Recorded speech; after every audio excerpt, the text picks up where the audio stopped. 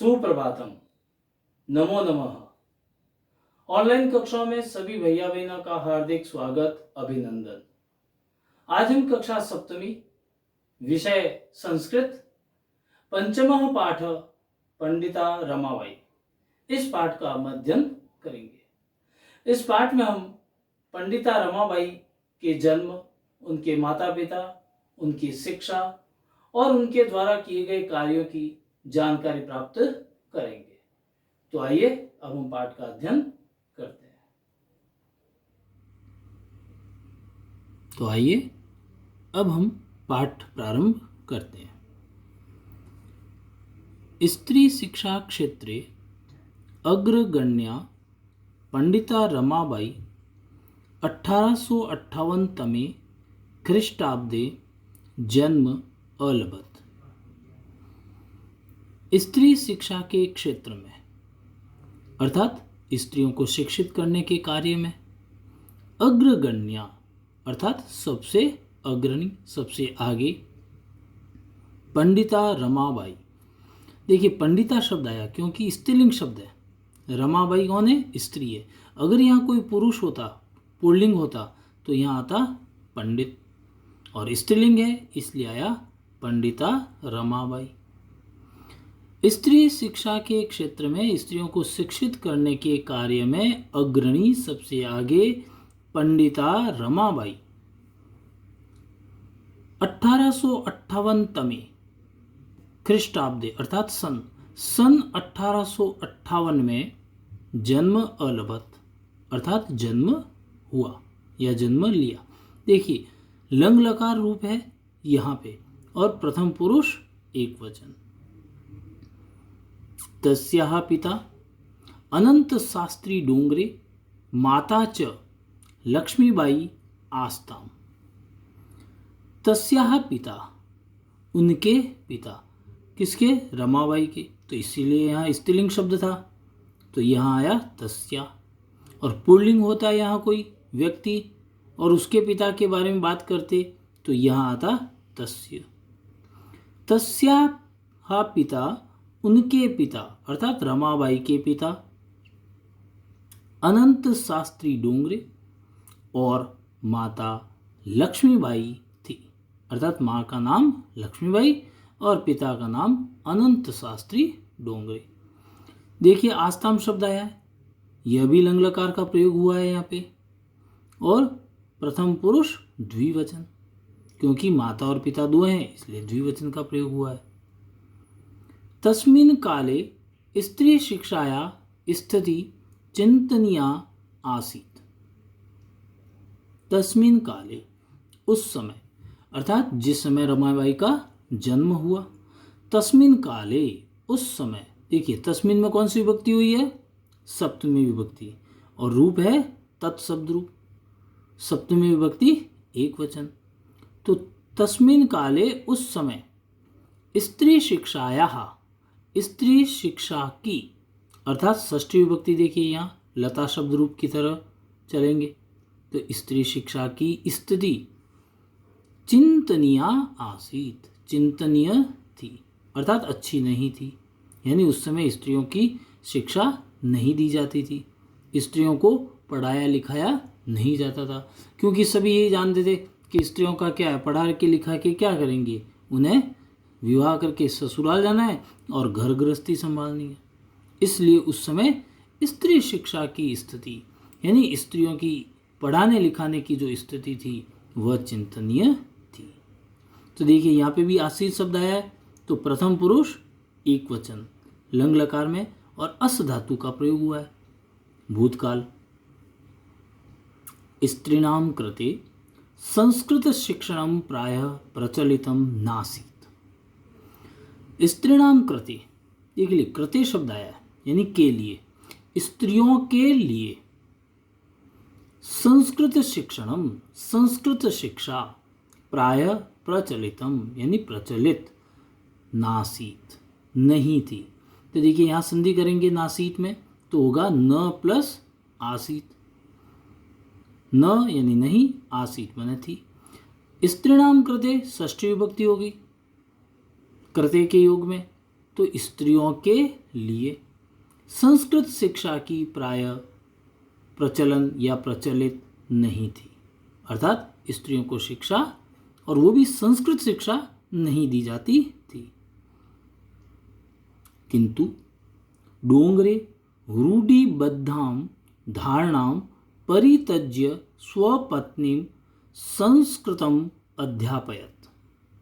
किंतु डोंगरे अर्थात कौन? लक्ष्मीबाई के पिता अनंत शास्त्री डोंगरे। तो किंतु डोंगरे ने अर्थात उनके पिता ने रूढ़िबद्धाम धारणाम, रूढ़िबद्ध धारणा को, अर्थात जो प्राचीन काल से जो परंपरा आ रही थी कि स्त्रियों को नहीं पढ़ाना चाहिए और उनकी शिक्षा दीक्षा की भी व्यवस्था नहीं करनी चाहिए और उन्हें संस्कृत भी नहीं पढ़ानी चाहिए, तो ऐसी रूढ़िबद्ध धारणा को परित्यज्य, छोड़कर, तो देखिए परित्यज्य में परि उपसर्ग है, त्यज धातु है और ल्यप प्रत्यय का प्रयोग हुआ है, तो अर्थ हो गया छोड़कर या त्याग कर। किंतु डोंगरे ने रूढ़िबद्ध धारणा को छोड़कर, त्याग कर, स्वपत्नी, अपनी पत्नी को संस्कृतम अध्यापयत, संस्कृत अध्यापन कराया, अर्थात संस्कृत पढ़ाई। उन्होंने खुद ने, स्वयं ने अपनी पत्नी को संस्कृत अध्ययन करवाया। एतदर्थं स समाजस्य प्रतारणाम अपि असहत।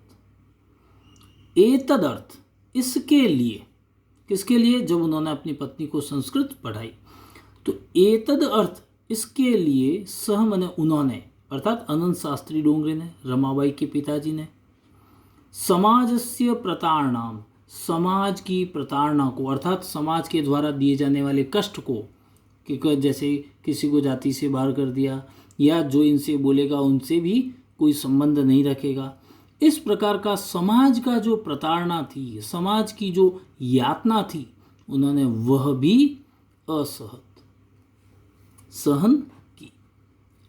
भूतकाल का प्रयोग लंग लकार, प्रथम पुरुष एक वचन।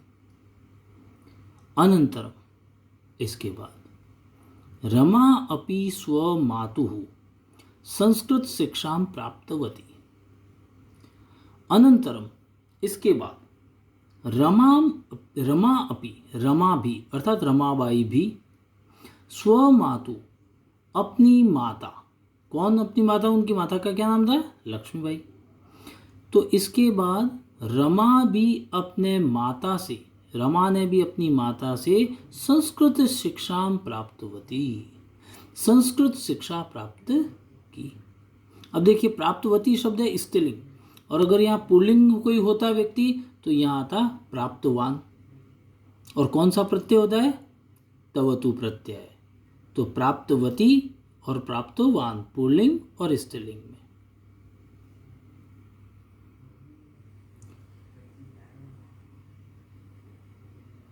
कालक्रमेण रमायाः पिता विपन्नः संजातः। कालक्रम से, अर्थात कुछ समय बाद, रमायाः पिता, रमा के पिता, तो देखिए रमाया में कौन सी विभक्ति हो गई? षष्ठी विभक्ति एक वचन, तो रमा के पिता, विपन्नः अर्थात गरीब, निर्धन, संजातः हो गए। तो देखिए इसमें सम उपसर्ग है, ज्ञा धातु है और त प्रत्यय का प्रयोग हुआ है, तो शब्द बना संजात। कुछ समय बाद रमा के पिता विपन्न अर्थात निर्धन अथवा गरीब हो गए, अर्थात उनकी आर्थिक स्थिति खराब हो गई थी।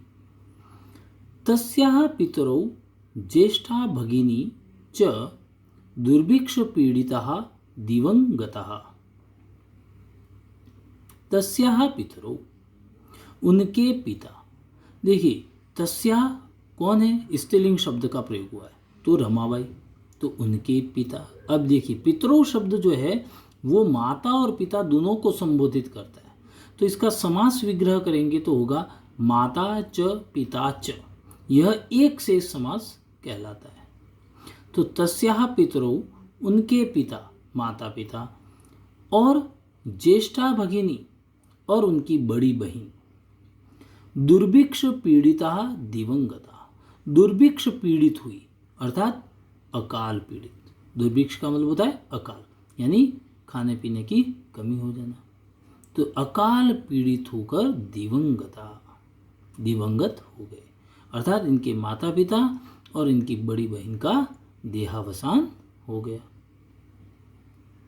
तदंतरम, इसके बाद रमा स्वज्येष्ठ भ्राता सह, उसके बाद देखिए यहाँ पे भी संधि है, तत् प्लस अनंतरम।